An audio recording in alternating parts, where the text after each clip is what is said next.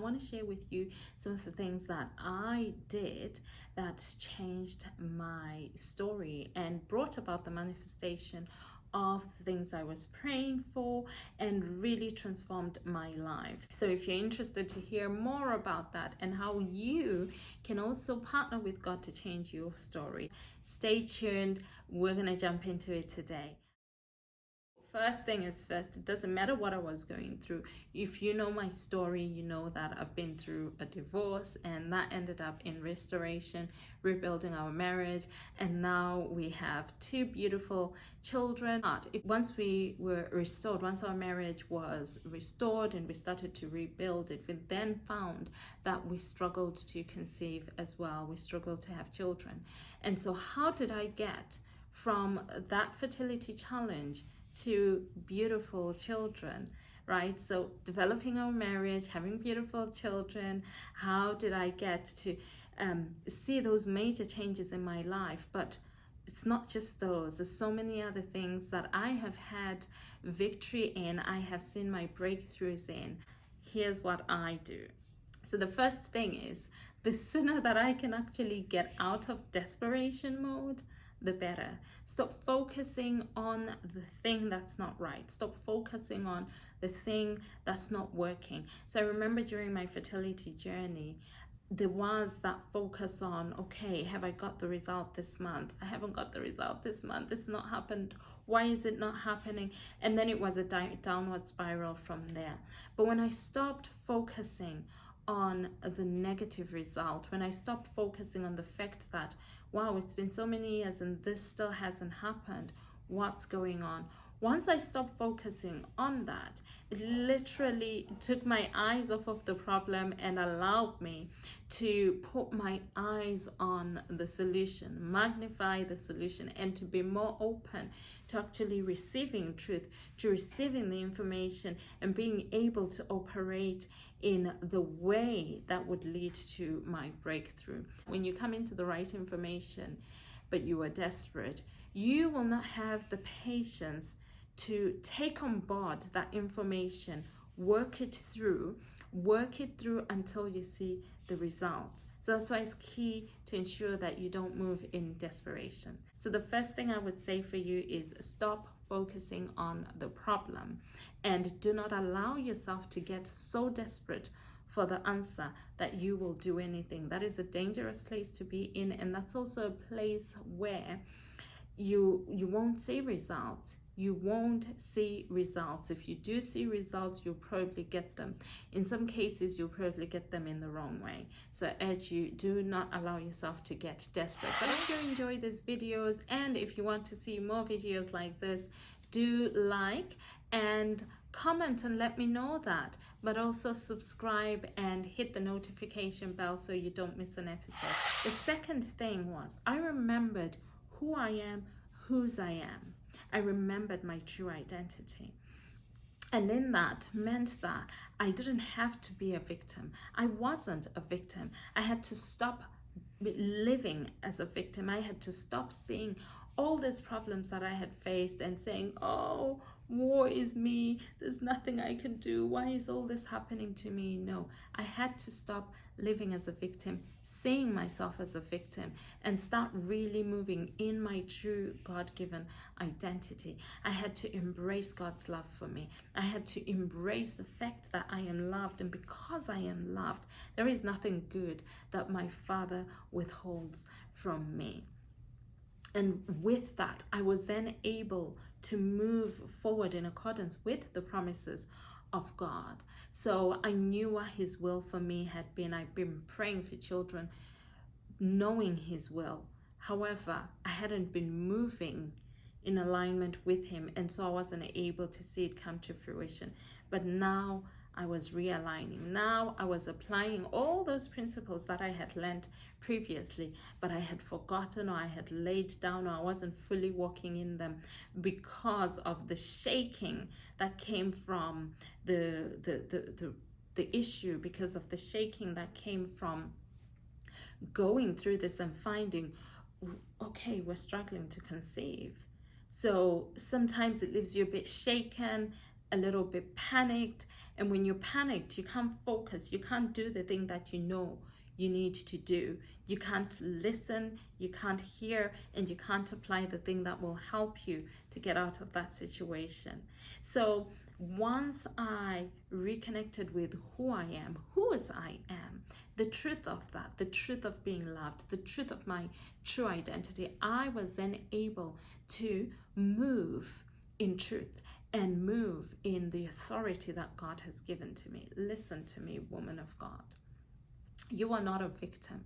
You're not created to be a victim. And there is nothing, absolutely nothing, that the enemy can do to hold anything back from you, to withhold anything that God has given to you. It's not in his hands. It's not in his power. The only thing he can do is to deceive you. That's the only thing. He rules by deception. And when you understand that, it will change everything.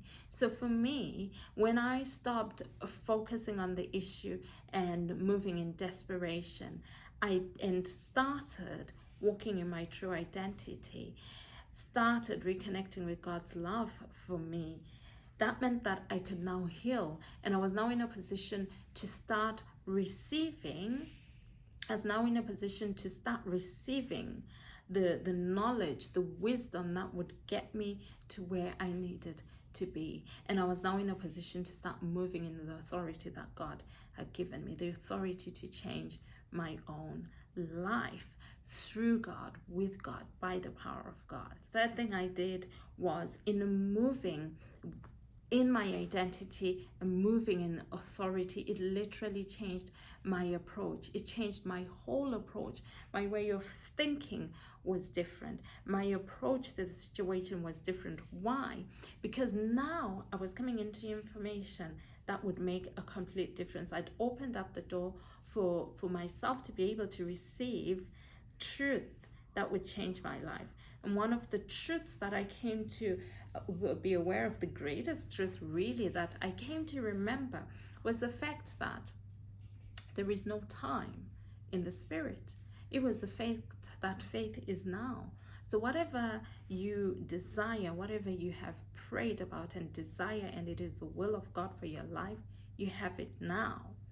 And when I knew that truth, my authority activated, because now I knew, for instance, hey, I have children. My children are in the spirit realm, and I laid hold of those children in the spirit, right? In the spirit, I laid hold of them, not in this three-dimensional realm, no. In the fourth dimension, in the next dimension, I laid hold of those children, and there was nothing that was going to cause me to let go of them.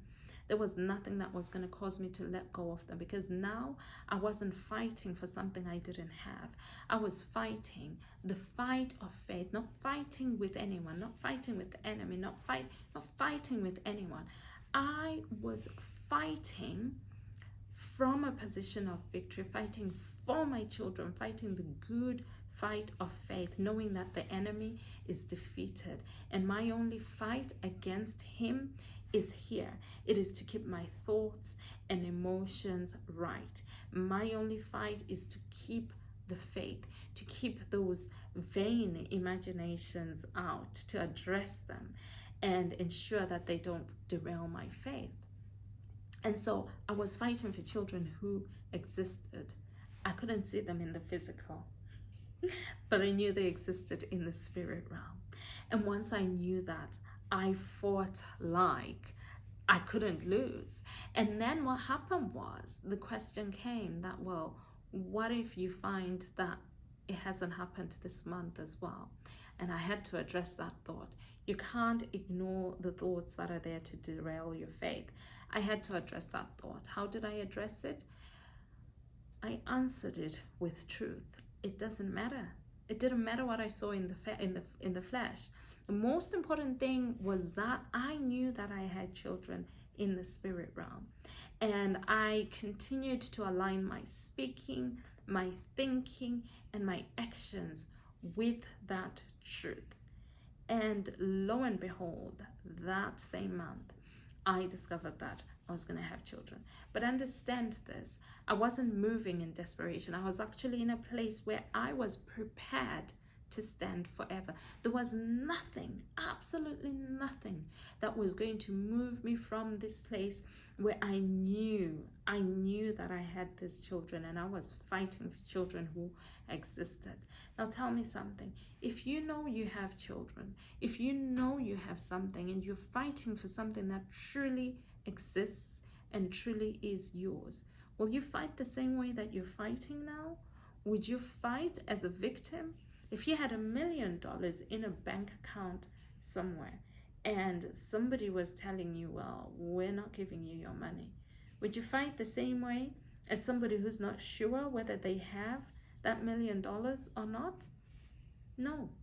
It changes how you fight. It changes how you show up. Even in that bank, you're not showing up, oh, I came to see if maybe there's some money for me here. I came to check. No.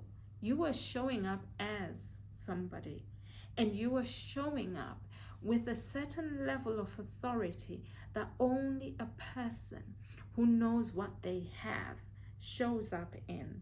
And a person who doesn't know cannot show up in that level of authority. That is the power of knowing what is truly yours and knowing who you are. So I was prepared to stand forever. And I believe that's when the enemy knew he'd lost the battle for sure. He had lost the battle of deception, basically. He had lost it, and there was no turning back from there. And that was it. The other thing was, I moved in gratitude. I focused on gratitude. I was so thankful for my children, so thankful for these beautiful children that I had been blessed with. And my gratitude was rewarded with the manifestation of that desire. It was rewarded with God really giving me those children. And I realized that there was nothing that the Lord had given me that the enemy could withhold from me. Okay, so I do hope that these principles will be something that you take away and begin to work through in your life.